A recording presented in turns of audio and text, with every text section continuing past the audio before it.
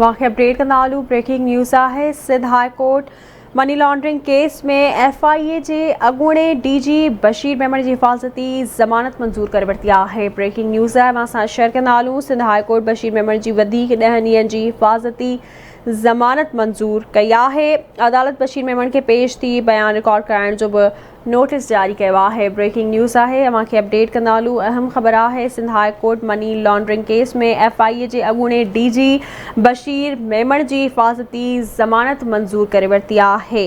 अदालत बशीर मेमण के पेश थी बयान रिकॉर्ड कराइण जो भी नोटिस जारी किया है। ब्रेकिंग न्यूज़ है। अवांखे आगाही ॾींदालू। Sindh high court money laundering case में FIA जे अॻूणे DG बशीर मेमण जी हिफ़ाज़ती ज़मानत मंज़ूर करे वरिती आहे।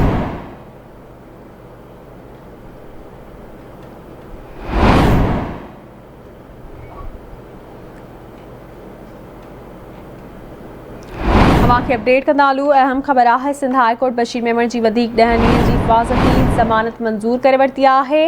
अदालत बशीर मेमण के पेश थी बयान रिकॉर्ड कराइण जो भी नोटिस जारी किया है। Sindh high court money laundering case में FIA जे अॻूणे DG बशीर मेमण जी हिफ़ाज़ती ज़मानत मंज़ूर करे वरिती आहे।